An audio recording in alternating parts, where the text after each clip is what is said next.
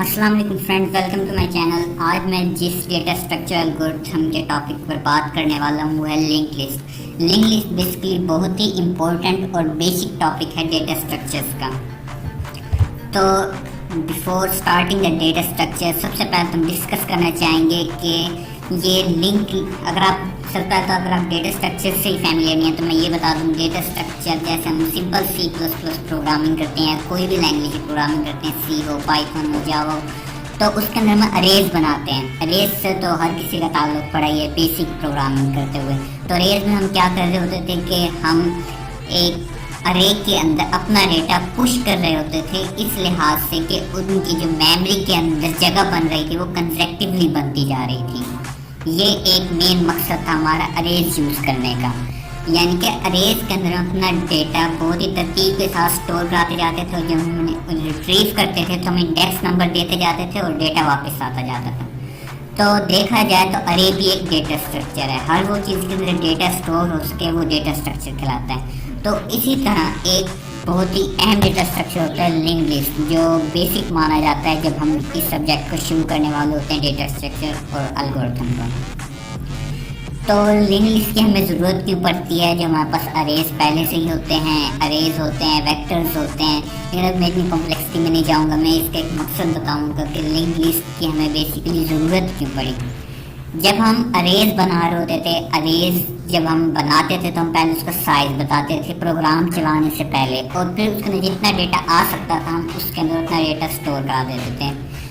अगर हमारे पास for example run time के ऊपर हमने प्रोग्राम के अंदर डेटा ज़्यादा इनपुट कराना है, हमने ज़्यादा डेटा देना है और वो साइज़ जो है अरे का वो हो गया कम।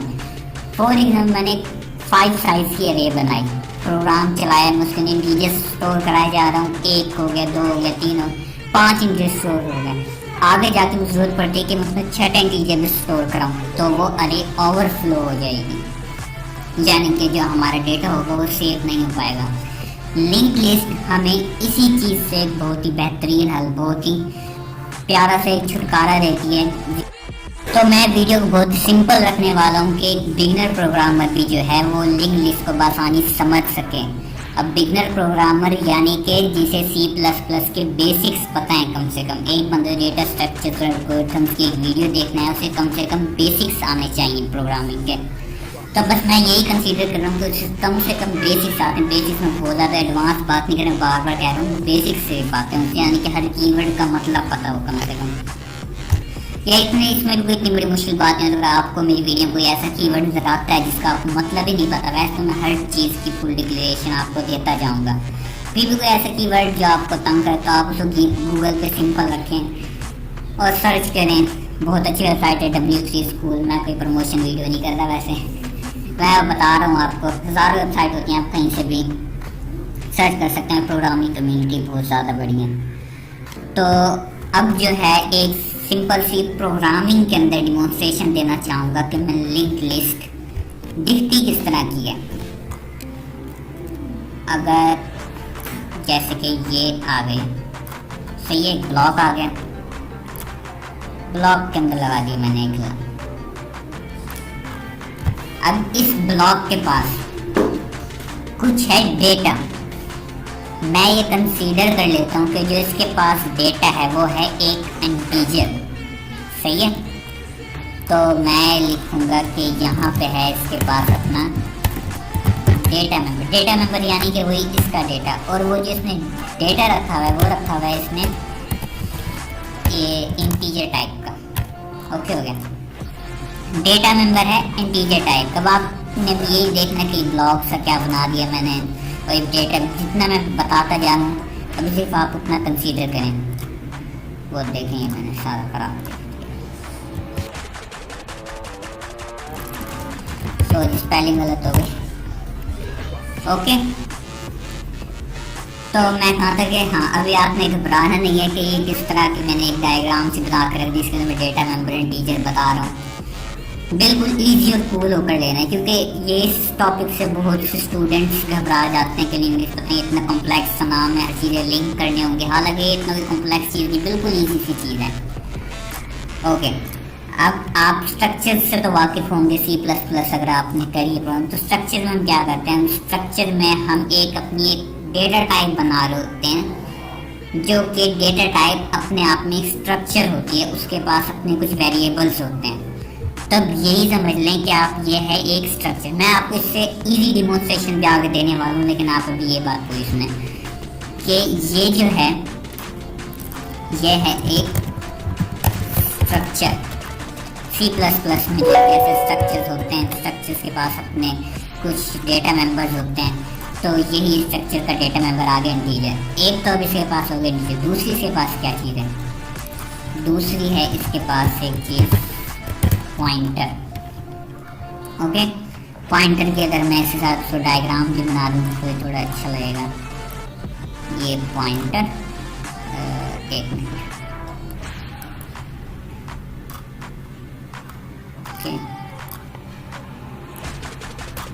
ठीक है। पॉइंटर मैं थोड़ा सा बना दिया कि पॉइंटर की आगे हेड भी है, टेल भी है, तो स्ट्रक्चर आ गया। स्ट्रक्चर पास क्या है, डेटा मेंबर है, डेटा मेंबर किस टाइप का इंटीजर है, और उसके पास एक पॉइंटर है। अब यार छोड़ इतनी कॉम्प्लेक्स बात है, हम सिंपल लेते हैं। फॉर एग्जांपल यहाँ पर ये खड़ा हूँ मैं, ओके, ये खड़ा है मेरा दोस्त, ये तो हम करें, मैंने जो अपना हाथ डाल रखा है वो डाल रखा है इसकी जेब में, उसके आगे खड़ा है मेरे दोस्त का दोस्त, इसने जो हाथ डाल रखा है वो डाल रखा है अपने दोस्त की जेब में, उसका आगे खड़ा उसका दोस्त,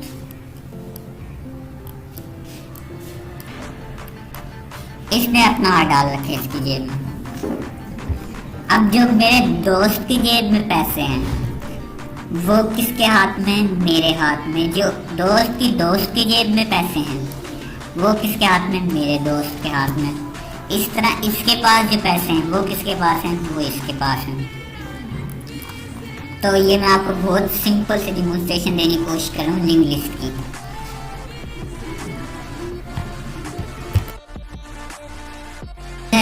ये जो खड़े हैं बंदे खड़े, मैं हूँ, मेरा दोस्त है, दोस्त का दोस्त है, ये सारे क्या हैं, ये सारे स्ट्रक्चर्स हैं यही वाले। इस स्ट्रक्चर को हम एक स्पेसिफिक नाम देते हैं, वो नाम होता है स्ट्रक्चर का नोड। यानी कि मैं भी एक नोड हूँ, ये भी एक नोड है, ये भी एक नोड है, और ये भी एक नोड है। मैं यहाँ पर अब एक बात देखिए, जो मेरे पैसे हैं वो किसी के हाथ में नहीं है, सही है, मेरे पैसे जो हैं वो किसी के पास नहीं है। दो बातें नोट करने वाली हैं। और जो सबसे आखिरी वाला दोस्त खड़ा है उसका जो हाथ है वो किसी की जेब में नहीं है, सही है, इसका हाथ किसी जेब में नहीं है, और मेरे पैसे किसी के हाथ में नहीं है। ये दो बातें बहुत ही यानी कि एक ऑब्वियस सी बातें, जो भी इस तरह की एक लिंकिंग को देखे जिस तरह करें। तो मैं एक नोड हूँ, ये भी एक नोड है। मेरे पास जो पैसे हैं वो पैसे क्या चीज़ है, वो है वो इंटीजर जो नोड के पास है, सही है। मैं नोड हूँ, मेरे पास इतने पैसे हैं, वो हो गए मेरा इंटीजर, मेरा डेटा मेंबर। और ये जो मेरा हाथ है वो है ये पॉइंटर, ये जो मेरा हाथ है वो है ये पॉइंटर। ये मेरा पॉइंटर किसकी तरफ जा रहा है, वो जा रहा है मेरे दोस्त के पैसों की तरफ। अब वो जो मेरे दोस्त के पैसे हैं वो क्या चीज़ है, वो है यानी कि अगला नोड जो है, जो मेरा दोस्त है, मैं एक मैन नोड हूँ, मेरे से जो अगला नोड है उसका जो डेटा है, डेटा मेंबर है इंटीजर, वो उसके पैसे हैं। और जो मेरा पॉइंटर है यानी जो मेरा हाथ है वो किसी से पॉइंट कर रहा है, वो उसके पैसे को पॉइंट कर रहा है। तो अब आपको यहाँ से बहुत क्लियर सा व्यू मिलेगा किस चीज़ का, भला है यार, लिंक लिस्ट का, सही है। मेरे ख्याल से ये बहुत ही, मैंने इससे सिंपल आपको डिमॉन्स्ट्रेशन नहीं मिलेगी इंटरनेट पे कि लिंक लिस्ट करती क्या है, लिंक लिस्ट को हम बनाते किस तरह। यहाँ आपने लिंक लिस्ट का क्या देख लिया, एक ओवरव्यू देख लिया, लिंक लिस्ट की बेस देख लिया। लिंक लिस्ट की बेस में क्या होते हैं, लिंक लिस्ट की बेस में होते हैं नोड्स होते हैं। नोड्स क्या होते हैं, वो ये बंदे होते हैं, बंदे के पास क्या होते हैं, अपने एक डेटा मेंबर्स होते हैं। यहाँ पे मैं कंसीडर कर रहा हूँ कि डेटा मेंबर वन टीचर है, हालांकि वो डेटा मेंबर कुछ भी हो सकता है, लेकिन मैं उतनी कॉम्प्लेक्सिटी में लेकर जाना नहीं चाह रहा अपनी वीडियो को। चाह रहा हूँ कि हम बेसिक से शुरू करें और प्रो बन जाएं। तो यहाँ तक अब हम क्या देख चुके हैं, हम यहाँ तक ये देख चुके हैं कि लिंक लिस्ट किस चीज़ से मिलकर बन रही होती है। लिंक लिस्ट नोड से मिलकर बन रही होती है। लिंक लिस्ट एक ऐसा डेटा स्ट्रक्चर है जिसके अंदर काफ़ी सारे नोड्स होते हैं और नोड्स के पास डेटा होता है जो कि स्टोर हो होता है। अब मैं अगर लिंक लिस्ट को बनाकर दिखाना चाहूँ एक पूरी लिंक लिस्ट को, तो मैं कैसे डिमोन्स्ट्रेट करूँगा। यह आ गया वो पहला नोड, सही है, ये आ गया दूसरा नोड, और इसी तरह अगर मैं करूँ, ये आ गया तीसरा नोड, ये आ गया चौथा नोड। मैं कर देता हूँ, मैं थोड़ा सा ड्रा कर दूँ जल्दी।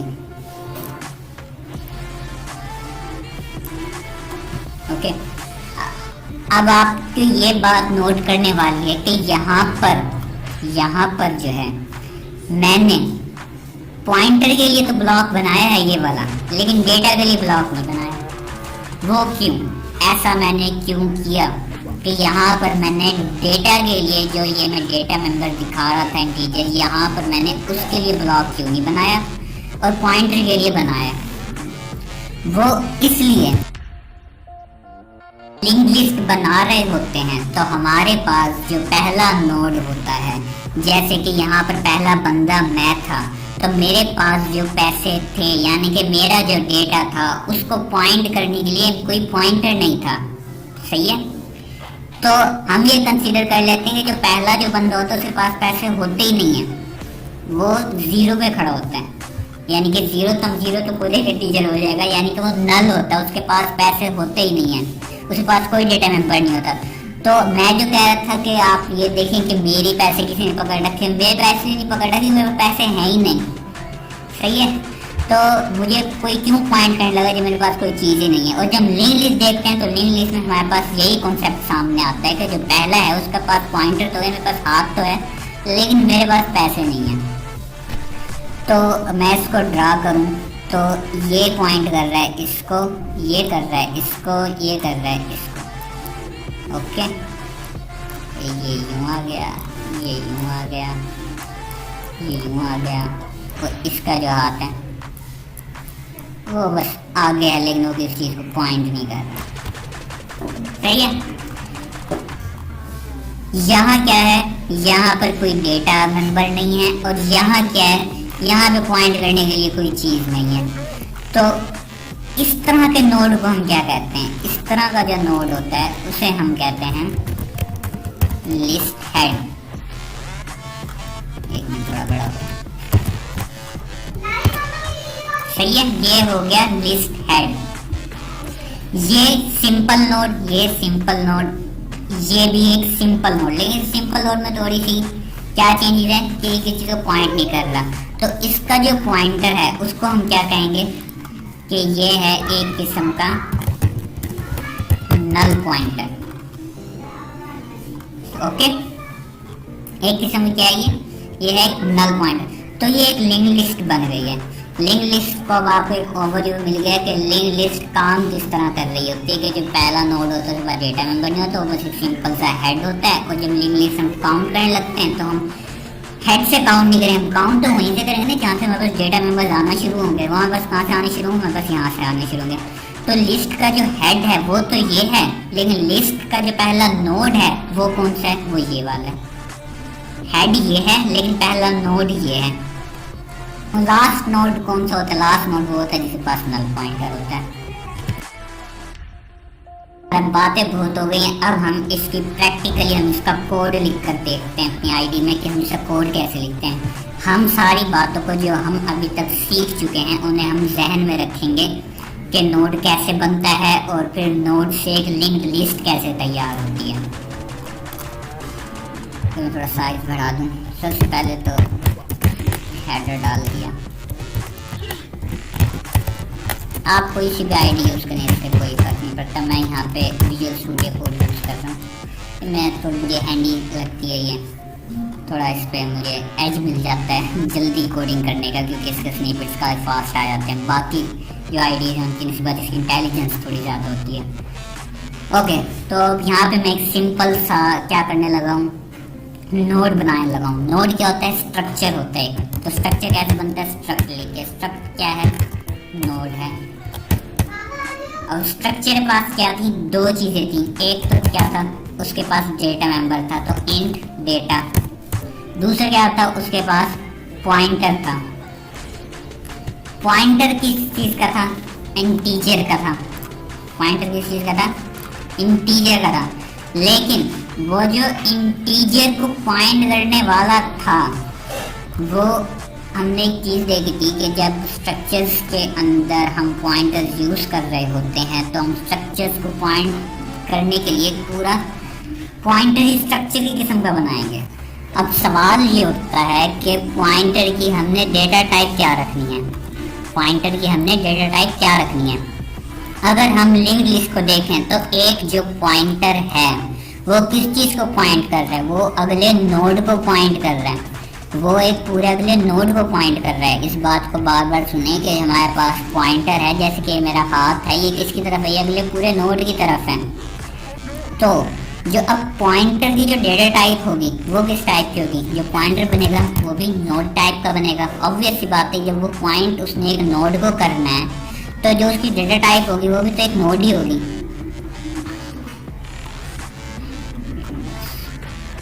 ओके, नोड पॉइंटर, सही है। अब मैं जाता हूँ वापस अपनी आईडी में और इधर मैं बना देता हूँ नोड टाइप का एक पॉइंटर। पॉइंटर के लिए मैं क्या लिखूँ? पॉइंटर का नाम रख देता हूँ नेक्स्ट। क्यों नेक्स्ट क्यों रखा? कि जो पॉइंटर है वो अगले नोड को पॉइंट कर रहा है, तो इसलिए मैंने पॉइंटर का नाम रख दिया नेक्स्ट।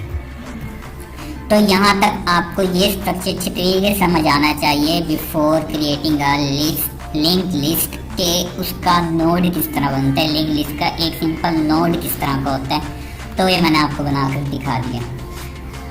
अब इसके बाद हम इसकी थोड़ी सी बातें देख लेते हैं कि इस नोड की लॉजिक्स क्या हैं। अगर मैं आपको दोबारा लिंक लिस्ट पर लेकर जाऊं तो जो पॉइंटर है, पॉइंटर किस टाइप का? नोड टाइप का है। पॉइंट कर रहा है, नोड पॉइंट कर रहा है। तो ये डेटा स्ट्रक्चर एक किस्म का सेल्फ रिफरेंशियल डेटा स्ट्रक्चर है। वो क्यों? क्योंकि ये जिस एड्रेस को पॉइंट कर रहा है वो एड्रेस उसी टाइप का है जिस टाइप में से पॉइंटर आ रहा है। ये एक काफ़ी कॉम्प्लेक्स बात है, मैं बस आपको बताना चाह रहा हूँ। आप इस बात को याद ना रखें, ना आप इस बात की गहराई में जाएं।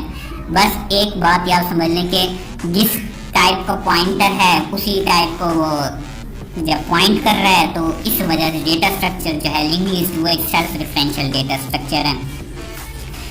इसके बाद हमारे पास जो बात आती है, हमने इस तरह के नोड्स के लिए तो ये लिख दिया। एक मिनट, ये इस तरह के जो नोड्स हैं उनको डिफाइन करने के लिए तो हमने ये बना दिया। चलो भाई सही है, बहुत अच्छे हो गए। लेकिन ये जो मैंने शुरू में लगाया था इसको हम किस तरह डिफाइन करेंगे? इसको हमने कैसे यूज़ करना है? तो इसका एक हल ये है कि इसके लिए मैं एक अलग से बनाऊंगा पॉइंटर। अब आप ये देखें कि यहाँ पे इस बार डेटा स्ट्रक्चर में कोई डेटा मेंबर तो नहीं है ना, इसके पास सिर्फ क्या है?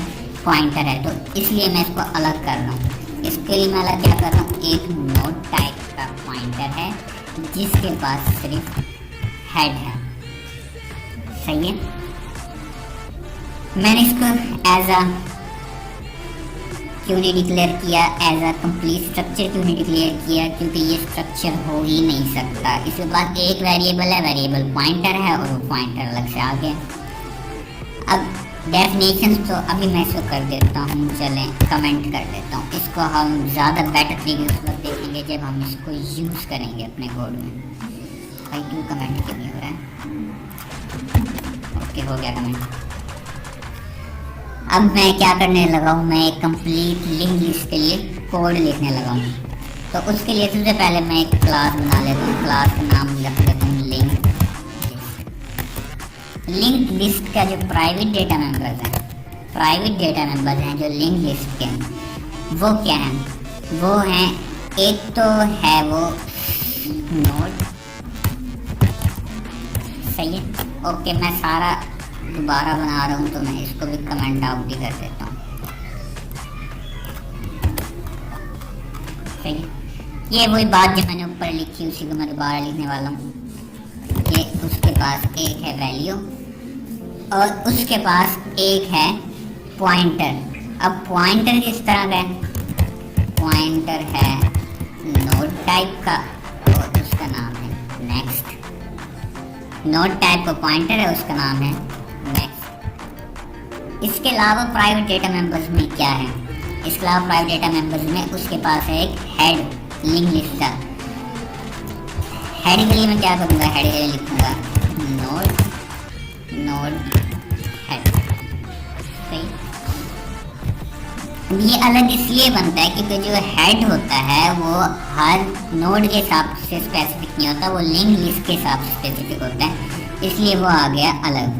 इसके बाद बारी आती है public data members. Public data members में क्या करने वाला है? सबसे पहले तो यार कंस्ट्रक्टर लिखते हैं इसका। कंस्ट्रक्टर में अच्छा ओके नाम रखे हमने इसका लिंक लिस्ट। मैं चाहता हूं कि जैसे ही एक बंदा लिंक्ड लिस्ट के टाइप का एक ऑब्जेक्ट बनाए तो उसका सबसे पहले क्या बनना चाहिए? सबसे पहले बनना चाहिए हेड। और जब वो लिंक लिस्ट के पास कोई सामान ही नहीं होगा, कोई आगे पॉइंट करने की चीज़ ही नहीं होगी, तो उसका जो पॉइंटर होगा वो क्या होगा? नल होगा, जैसे कि लास्ट का होता है। क्योंकि अब यहाँ पे फर्स्ट और लास्ट एक ही नोड होगा तो उसका जो पॉइंटर होगा वो नल को पॉइंट कर रहा होगा, तो इसलिए इसका जो हेड हो जाए वो हो जाए नल ptr। ओके, यहाँ पर क्या कह रहा है कि जो हेड है अनडिफाइंड। तो मैं देख लेता हूँ, ओह सॉरी यहाँ पे सेमी कॉलन लगाया। वही तो C++ से प्रोग्रामर्स की सबसे बड़ी गलती होती है, वो सेमी कॉलन लगाना भूल जाते हैं, पूरा कोड खराब हो जाता है। यही मैंने यहाँ पर नोटिस नहीं किया पहले कि यहाँ पर भी वो दे रहा था कि हेड नहीं बन रहा है। ओके, तो हेड हो गया नल ptr। बल्कि आप नल ptr छोड़ें क्योंकि आप में से कुछ यूज़ कर होते हैं डिफरेंट आईडीज जो पुरानी होती हैं, जैसे डेव C++ का पुरानी आईडी है वो नल ptr को रिकॉग्नाइज नहीं करती, तो उसके लिए आप जीरो, लेकिन मैं एक ऐसा कोड लिख देता हूँ उसके पास चले। तो head is equal to zero. Zero का मतलब वही है कि नल ptr कि नल पॉइंटर। इसके बाद बारी किस चीज़ है? इसके बाद बारी आती है डिस्ट्रक्टर की। तो डिस्ट्रक्टर कैसे बनाना है लिंक लिस्ट का? डिस्ट्रक्टर के लिए आपको सबसे पहले पता है कि हम इसकी डेफिनेशन बाद में करेंगे, हम अभी सिर्फ डिक्लेरेशन लिख देते हैं। उसके बाद आते हैं ऑपरेशंस कि हम लिंक्ड लिस्ट के साथ क्या क्या ऑपरेशंस कर सकते हैं, हम उसके साथ क्या क्या चीज़ें परफॉर्म कर सकते हैं। तो सबसे पहला जो मैं लिख देता हूँ वो तो मैं लिख देता हूँ कि हम अपेंड कर सकें नोड को। हम क्या कर सकें? अपेंड को नोड को अपेंड कर सकें। लिंक, अभी आप कहेंगे कि अपेंड से क्या मतलब? अपेंड से मतलब है कि अगर मेरे पास लिंक लिस्ट बनी हुई है या मैंने बनानी है तो उसके अंदर मैं नोड्स को ऐड कर सकूं। यानी कि अब ये मेरे पास 1 2 3 नोड आ, मैं जो नोड ऐड करना चाहता हूँ यहाँ पर वो नोड ऐड हो जाए। ये जो पॉइंटर है नल ना रहे, ये उसको पॉइंट करने लग जाए, उसका अगला जो पॉइंटर है वो नल हो जाए। तो ये होता है अपेंड करना। अपेंड करते वक्त मैं इसको क्या दे रहा हूँ? मैं इसको एक पैरामीटर दे रहा हूँ इंटीजर टाइप। अब ये मैं क्यों दे रहा हूँ इसके हम एक्सप्लेनेशन करेंगे थोड़ी सी बाद में। अभी आप बस यहाँ तक देख लें कि ये इसका एक फंक्शन बनने वाला है।